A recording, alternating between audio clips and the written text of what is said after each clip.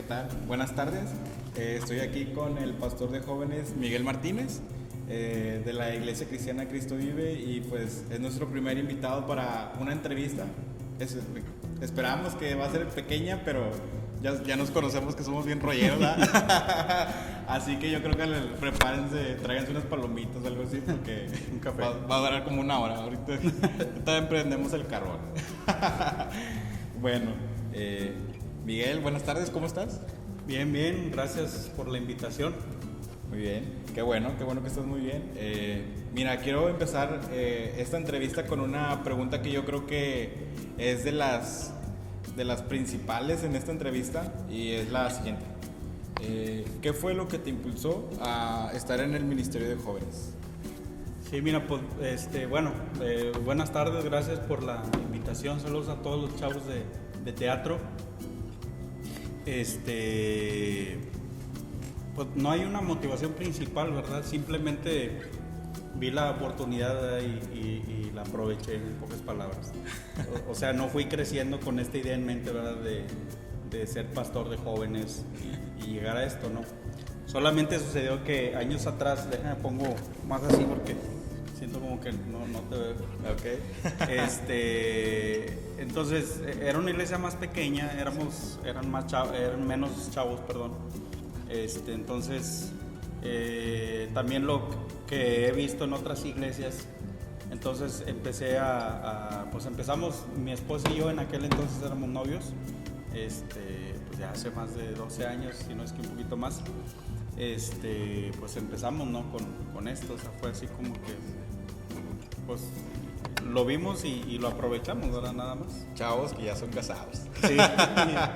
Y hay varios casados, ¿verdad? Por ahí. Ya desfilaron como 6, 7 matrimonios. Saludos al Jerry. Y hay unos que se resisten, ¿verdad? Ya cásate, por favor. Sí. Muy bien, muy bien. No, sí, de hecho sí me acuerdo. Yo también estuve ahí, no fui de los primeros, pero sí estuve cuando el número fue muy bajo, ¿verdad? Como éramos 8, habíamos dicho más o menos. Sí. 8, y ahí iba yo. Ni siquiera sabía qué hacía aquí en la iglesia, sinceramente, pero ahí venía. En ese entonces, ¿verdad? Sí. Ahorita de repente. Sí, un poquito más, ¿verdad? Muy bien. Bueno, vamos a pasar a la siguiente pregunta. ¿Qué es lo que tú crees que ha sido lo más difícil que se te ha presentado en este ministerio? Pues mira, lo más difícil son muchas causas, pero yo creo que la principal es pues lidiar con el carácter de uno, ¿no? Vas aprendiendo cosas. Voy a cumplir 10 años de casados precisamente en julio de este año. Entonces, el primer ministerio pues al que estamos llamados es en la casa, ¿no? Sí, claro.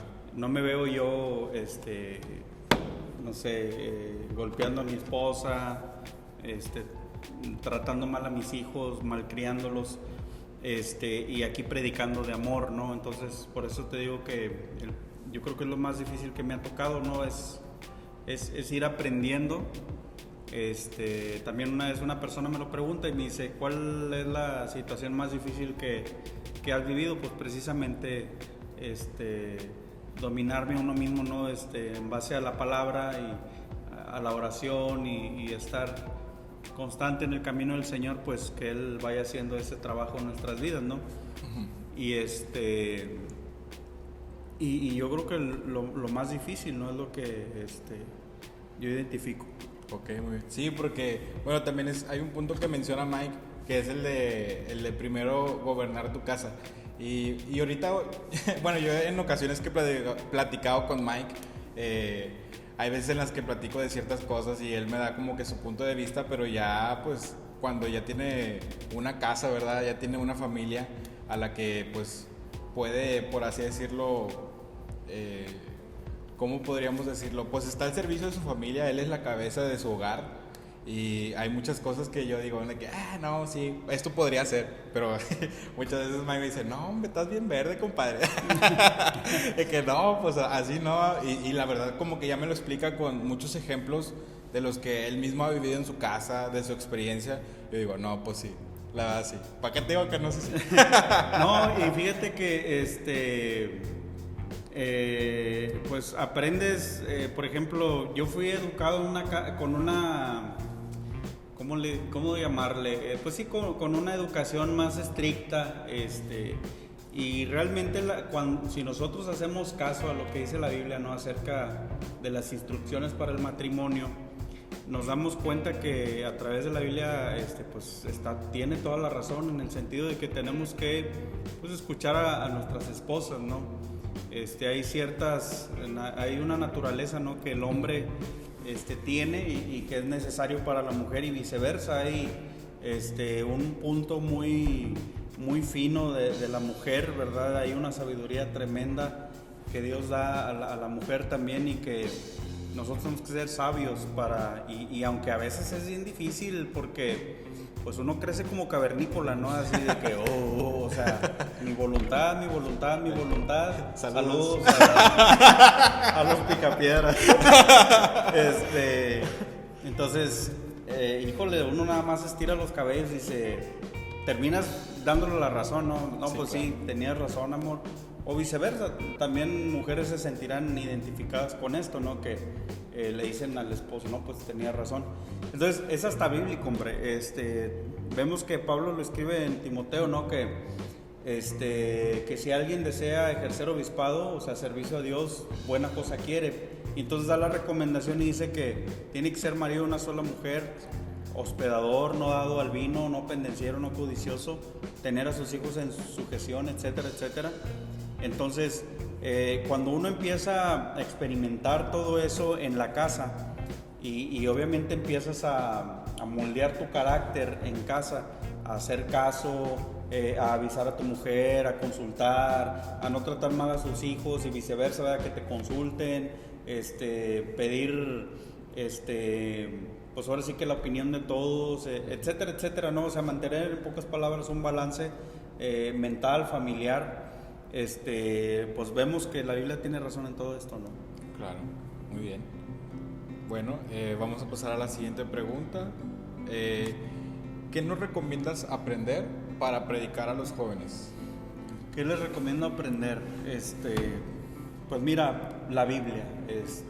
Y ahorita hay muchos recursos, ¿no? Hay libros, hay artículos en internet, digo, son de mucha utilidad, aunque no todos, pero principalmente la Biblia, ¿no? Ahorita, pues ahora sí que existe un ataque, yo diría satánico, lo diría de esta forma, porque se ataca mucho la suficiencia de las escrituras. Es decir, mucha gente dice que necesitas las escrituras y meter algo más a la vida de la gente, dicho de esta forma, para que la gente se pueda acercar a Dios. Sí.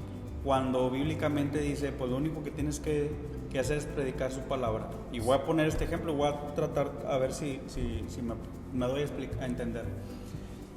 Yo te pudiera decir ahorita 1000 situaciones, 1000 experiencias mías de mi matrimonio, de la vida cuando fui soltero, con mis hermanos, con mis amigos, etcétera. Pero no dejan de ser experiencias. Es mi mente limitada, es la vida de un humano. Pero si yo me encargo de predicarte la palabra de Dios y de atender correctamente lo que Dios quiso decir a través de ese grupo original, y luego yo estudio esa palabra de Dios para tu vida, y yo te digo, mira, sabes que hay un plan de Dios a través de esto, pues ahí ya no soy yo, ahí es Dios hablándote, y obviamente utiliza a las personas para anunciar el evangelio. Claro. Entonces eso es lo que yo recomendaría más que todas las cosas. Que aprender, sí, porque bueno, ahorita lo platicábamos antes de esta entrevista, que hay, por así decirlo, algo que atrae a las generaciones pues actuales, ¿verdad? Que es el tener muchos adornos, ¿verdad? O sea, que la música sea acá bien prendida, que sea reggaetón cristiano, que sea los Cristo corridos, trap, batallas cristianas de rap. Ese tipo de cosas, ¿verdad? Digo que a lo mejor y como nosotros decimos, no estamos peleados con ese tipo de estrategias, pero yo creo que como lo menciona Mike, lo principal, en lo que debe de estar centrado tu tu manera de compartir es principalmente en la Biblia, antes de que cualquier escenario, ¿verdad? Claro. que sea ya desviar ¿cómo se llama? La mirada de lo que nos atrae principalmente a la iglesia es un poco erróneo. Así que yo creo que no estamos peleados, pero sinceramente deberíamos de ver que el mayor enfoque es el compartir la palabra. Sí, y tienes toda la razón, Ubaldo. De hecho, ahorita estamos transmitiendo desde de la iglesia. Si ven al fondo se ve una pequeña luz, ¿verdad? Así de colorcitos.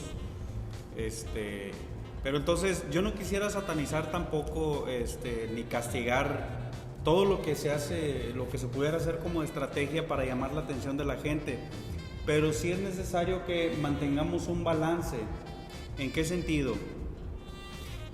Cuando hoy en día quizás muchas ideas del mundo incluso las están metiendo a la iglesia, ¿no? Ya casi creo están queriendo meter elefantes y aros de fuego, ¿no? Y pintar de negro y la gente vestida de negro y digo, no sé, tantas cosas que se pueden ver en la red. Pero yo pienso que tenemos que ser balanceados, eso dice la Biblia, ¿no? En Gálatas, que tenemos que tener templanza, tenemos que ser equilibrados en ese sentido y ser celosos sobre todo. O sea, ¿en qué sentido? En que el culto que ofrecemos a Dios tiene que ser racional. El servicio de Dios tiene que tener una intención, y la intención es que el Señor hable a nuestras vidas y dé un consejo a nuestras vidas, a fin, como dice la Biblia, ¿no? De que el hombre sea perfeccionado para toda buena obra. Y yo no estoy peleado tampoco con la diversión, tú lo has vivido, lo hemos vivido en campamentos, que oye, hay tiempo de fútbol, hay tiempo de hacer show, hay tiempo de hacer hasta pijamadas. Hay tiempo de hacer hasta tipo performance, ¿no? Donde los chavos cantan y tú sabes, nos hemos aventado ahí buenas anécdotas, etcétera, etcétera. Pero hay tiempo de todo, pero yo sí acomodaría lo que es para Dios, tiene que ser algo muy especial, y lo que es para diversión, pues hay tiempo de divertirse, ¿verdad? Claro. Lo diría de esta forma. Claro, así es. Muy bien, Mike. Bueno, vamos a pasar a la siguiente pregunta. La siguiente pregunta es: ¿qué crees que han sido las mejores cosas que te han pasado en tu ministerio? Las mejores cosas que me han pasado en mi ministerio. Pues la palabra de Dios, ¿verdad? Comprenderlo un poco más, ¿verdad? Eso yo creo que ha sido lo mejor, y también poder ver la vida de muchos chavos transformada, ¿verdad? A través del poder del evangelio. Ver chavos regenerados. Aquí tenemos a uno. Bueno, tenemos a dos, ¿verdad? Medio nos logramos. Era un chorro, Entonces, yo creo que son las cosas más hermosas, ¿no? Que tantas anécdotas que pudiéramos mencionar, tantos testimonios. Y pues la gloria es para el Señor, ¿no? Sí. Que es maravilloso ver el trabajo que hace Dios.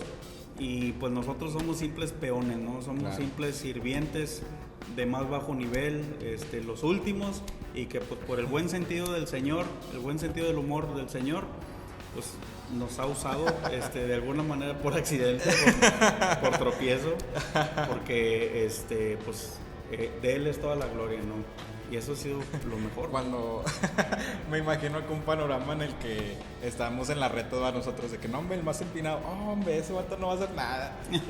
Pero ahí está Dios confiando en que sí vamos a hacerlo, y ahí estamos, porque somos, bueno, en mi caso yo creo que era de los peores, de la peor cosa que podías agarrar, era el vato que... De la peor calaña.